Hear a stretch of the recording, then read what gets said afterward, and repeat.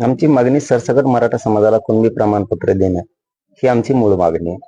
उद्या 26 तारखेला 1 वर्ष पूर्ण होते सगळ्या सोयरीची अधिसूचना काढलेली. तुम्ही कधी तिची अंमलबजावणी करणार? ज्या नोंदी सापडल्या ते प्रमाणपत्र मिळणं आवश्यक आहे, व्हॅलिडिटी निघणं आवश्यक. केसेस वापस घेऊ म्हणलेले आहेत. गोरगरीब मराठ्यांच्या पोरांवरती गुन्हे दाखल विनाकारण केले. अशा 8-9 मागण्या सरकारकडे आम्ही दिले. त्यासाठी उद्यापासून आमरण उपोषण कठोरपणानं. त्यामुळे कोणाचा बी बाप आला ना तरी संतोष भाईचं मॅटर दबत नसतं, मी दाबून बी देत नसतो. आणि मी या उपोषणात संतोष भाईची, देशमुखांची सुद्धा मागणी घेणार, सूर्यवंशीची पण घेणार. मागण्या तर सरकारला माहितच आहे. 1.5-2 पावणे 2 वर्ष झाले आता ते काय त्यांच्या पाठ झाल्यात. त्या एखाद्या परीक्षेत जर प्रश्न आला तर कुठलाही सरकारमधला मंत्री, आमदार त्याचं उत्तर देऊ शकतो. आमची मागणी सरसकट मराठा समाजाला कुणबी प्रमाणपत्र देणं ही आमची मूळ मागणी आहे. उद्या 26 तारखेला 1 वर्ष पूर्ण होते सगळ्या सोयरीची अधिसूचना काढलेली. तुम्ही कधी तिची अंमलबजावणी करणार? अशा गॅजेट पासूनच्या सगळ्या मागण्या सरकारकडे आम्ही दिलेल्या आहेत. हैदराबादचं गॅजेट आहे, सातारा संस्थांचं आहे, बॉम्बे गव्हर्नमेंटचं आहे, औंध संस्थांचं आहे. ते लागू नेमकं तुम्हाला कधी करायचं? शिंदे साहेबांची समिती गठीत केलेली असून ती काम करत नाहीये, नोंदी शोधत नाहीये. त्यांना मुदतवाढ देणं सरकारची जबाबदारी आहे, तेही दिली पाहिजे. ज्या नोंदी सापडल्या ते प्रमाणपत्र मिळणं आवश्यक आहे, व्हॅलिडिटी निघणं आवश्यक. केसेस वापस घेऊ म्हणलेले आहेत. गोरगरीब मराठ्यांच्या पोरांवरती गुन्हे दाखल विनाकारण केले. अशा 8-9 मागण्या सरकारकडे आम्ही दिले. त्यासाठी उद्यापासून आमरण उपोषण कठोरपणानं सुरू होत आहे. कारण शेवटी काय असतं बघा, आपल्या लेकरा बाळांच्या आयुष्याच्या प्रश्नासाठी आपण लढलं पाहिजे. त्यांचा खूप मोठा आक्रोश आहे. एखाद्या टक्क्यानं जर लेकरं हुकले तर मोठमोठ्या नोकऱ्यांपासून लांब जाते, त्यांच्या आयुष्याचं वाटोळं होतं. उच्च शिक्षण, मोठं शिक्षण त्यांना मिळत नाही. यासाठी आपल्याला संघर्ष करावा लागतो. ज्या समाजाला आपण मायबाप म्हणलेलं आहे त्या समाजाला मुलगा म्हणून पुढे होऊन काम करणं त्या समाजासाठी माझं कर्तव्य, आणि ते मी करतोय. आणि समाजही मला कधी उघडं पडतं. मला अनुभव आहे मोठा. माझा समाज मला कधी उघडं पडू देत नाही. काम धंदे बाजूला फेकून सगळे अंतरवालीकडे निघतात. आजच बघितलं तुम्ही, झाला मंडप, गर्दी मंडपात, म्हणजे लोक निघाले अंतरवालीकडे. काय वाटतं की मागच्या उपोषणाला मोठा प्रतिसाद मिळाला होता, या उपोषणाला मोठा प्रतिसाद मिळाला असं वाटतं? त्यात काय वाटायला फेटायला काय त्याचं? कोणाला लागत नाही आरक्षण? कोणाला लागत? सत्ताधारीतल्या मराठ्यांना लागत नाही का? विरोधातल्या मराठ्यांना लागत नाही का? शेतकरी, गोरगरीब, कष्ट करणाऱ्या मराठ्यांना लागत नाही? व्यवसाय करणाऱ्या, नोकरी करणाऱ्या कोणत्या मराठ्यांना आरक्षण लागत? शेवटी लेकरा बाळाच्या आयुष्याचा प्रश्न आहे. इथं काय नुसते पक्षी आणि आमदार मंत्रीत मोठे करायचे का? आता लय मजा येणार. सत्ताधारीत असणारे मराठे, मग भाजपाचा असू द्या, कुणाचा असू द्या, ते मराठे ज्यांनी कामं केलीत ना, आता ते सरकारला विचारणार आहेत. आणि मुलंही आपल्या आई बापाला विचारणार आहेत. आपण सत्ताधाऱ्याचं काम केलंय, आपला आमदार झाला, मंत्री झाला, सरकार आलं, आमचं आरक्षण कमी देत नाहीत. ते आम्हाला आयुष्यासाठी लागतंय. लेकरं सुद्धा आता प्रश्न विचारणार. आणि मी काय वाईट करतो? मी या समाजाला मोठं होण्यासाठी लढतोय. मी माझ्या स्वार्थासाठी नाही जीवाची बाजी लावून लढत. माझ्या समाजाचं हित आहे त्याच्यात. माझ्या समाजाचे लेकरा बाळ आरक्षणापासून वंचित राहायला लागले, त्यांचं वाटोळं व्हायला लागले, त्यासाठी लढतो. काय वाटतं? समाज कसं काय सोडील? कधीच सोडू शकत नाही. आजच नाही, कधीच नाही. चंद्रसूर्य आहे तोपर्यंत समाज सोडू शकत नाही. कारण मी वाईट काही करीत नाही. मी समाजासाठीच भांडतो, समाजासाठीच वाईट बोलतो, माझ्या स्वार्थासाठी नाही. आणि मी प्रामाणिक आहे माझ्या समाजाशी. मी समाजाला रिझल्ट दिलेला. समाज एक झाला त्यावेळेस मी समाजाला रिझल्ट दिलेला आहे. त्यामुळे समाज कुठे झाला आता बघितलं ना तुम्ही आता जेव्हा प्रश्न विचारला त्याचं उत्तर तो मंडपात आहे ना. झाले मंडपात गर्दी. उद्या उपोषण आहे. लोक मराठी निघाले, त्यांना काही देणं नाही राजकारण फाजकारणाचं. लेकराच्या आयुष्याचा प्रश्न आहे त्यांच्या पुढं, ते त्यांच्यासाठी महत्वाचं. निघाले मराठी. पाटील, मागचे जर आंदोलन बघितलं तर तुमचा सतत रोष हा देवेंद्र फडणवीस यांच्याकडे होता. तेच देवेंद्र फडणवीस आज सत्तेत आहे. असं वाटतं तुम्हाला त्या आरक्षणाच्या मागणीकडे ते लक्ष देते? हो, वाटतंय. मराठ्यांशी ते बेमानी करणार नाही.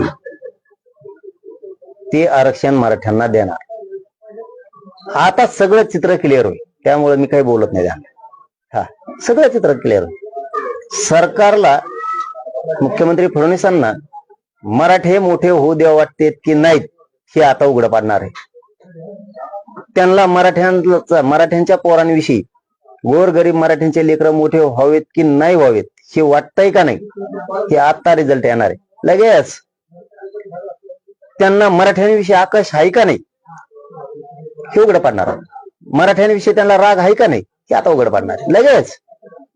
लय दिवस नाही आता. आता लक्षात येणार का मराठ्यांची गरज फक्त निवडून येऊस तर होती.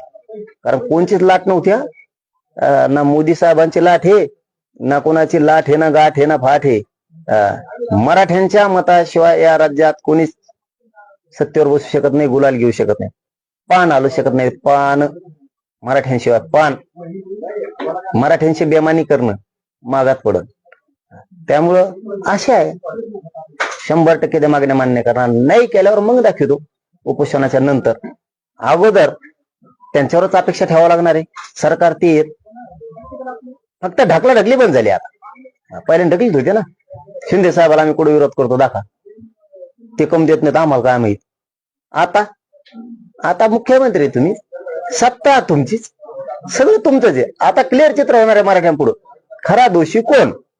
आता जसे टोळी उघडी पडली, खरी जातीवादी कोण, आम्ही का ते, तसं आता मराठ्यांविषयी राग द्वेष आकश मुख्यमंत्र्यांच्या मनात आहे का नाही हे उघड पडत. देतेत का नाहीत, मागण्या मान्य करतेत का नाहीत आता समोर दिसणार आहे. आता देत नाहीत तर आम्ही काही बोलत नाहीत, पण आम्हाला आशा आहे ते पूर्ण मागण्याची अंमलबजावणी करणार. नाही केल्यावर बघू. पाटील, समाजातील अनेकांचं म्हणणं की जरांगे पाटलांनी यावेळी उपोषण करू नये असं आवाहन करतायत. आज वैभव देशमुख यांनी देखील तुम्हाला आवाहन केलं उपोषण त्याचं टाळावं. त्या लेकरांची माया आहे, त्या समाजाची माझ्यावरती माया आहे. जे आहे ते आहे, जे खरं आहे ते खरं. खरं बोललं पाहिजे माणसाला. समाजाला वाटतंय शरीर साथ देत नाही, वेदना आहे, करू नये उपोषण, ही त्यांची माया आहे. पण माझ्या वेदना नाही बघू शकत मी. माझं शरीर माझ्या वेदना बघू, माझ्या लेकराच्या वेदनाचं काय समाजाचं.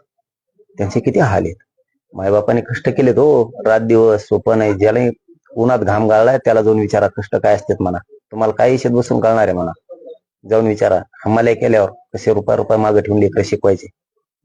रिक्षा चालविते, जिपा चालविते, ट्रॅक्टर टेम्पो चालविते, ट्रका चालविते, एसट्या कंडक्टर ड्रायव्हर येतं, टपऱ्या चालित, हाटलं चालित, बारीक बारीक व्यवसाय चालित, शिक्षक आहेत, पोलीस मध्ये येत, महसूल विभागात आहेत, डॉक्टर येतं, वकील येतं, ऊस तोडणारे मराठी येतं, शेतमजुरी करणारे, सालाने राहणारे मराठी आहेत.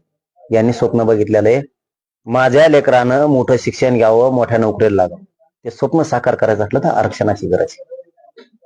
म्हणून मी माझी वेदना बघू नाही शकत. समाजाच्या लेकराच्या वेदना बघणं माझी जबाबदारी. त्यामुळे कोणाचा बी बाप आला ना तरी संतोष भाईचं मॅटर दबत नसतं, मी दाबून बी देत नसतो. आणि मी या उपोषणात संतोष भाईची, देशमुखांची सुद्धा मागणी घेणार, सूर्यवंशीची पण घेणार, सोडणार नाही. आणि मुंबईला उद्या मोर्चा आहे, त्यातही मराठा बांधवांनी सहभागी व्हावं हे आवाहन करतोय. कारण मला उद्या उपोषण असल्यामुळे येता येत नाहीये. तेही माझं आव्हान. मी समाजाच्या कल्याणासाठी काम करतोय, माझ्या नाही. मी स्वार्थासाठी लढत नाही. मी प्रामाणिक आहे माझ्या समाजाशी, आणि मी ते प्रामाणिकपणा माझ्या समाज समोर सिद्ध केलं. मी फुटत नाही, मॅनेज होत नाही. मला काय ते सगळा समाज आहे, देव माझा पाठीराखा समाज आहे. माझा समाज मला उघडा नाही पडू देत. यांनी कितीही मला एकटं पाडायचा प्रयत्न करू द्या, धावून येतो माझा मराठा समाज. हो, तुटून पडतो. जे त्यांचे मुलं, स्वतःचे मुलं त्यांच्यासाठी करतायत, त्याच भूमिकेत मी समाजाचा मुलगा म्हणून काम करतोय. उलट 4 पावलं पुढे जाऊन करतोय त्यांच्या मुलापेक्षा. जीव घेणा प्रवास आणि रक्त जाळतो मी माझ्या समाजासाठी. समाज कसा उघडा पडू दे. झाली की गर्दी आजच मंडपात. मी समाजासाठी लढणार आहे. समाजाची माय आहे. वैभवताईचं म्हणणं होतं तुम्हाला वेदना होतात, तुम्ही उपोषण करू नका. धनंजय भाऊचंही म्हणणं होतं.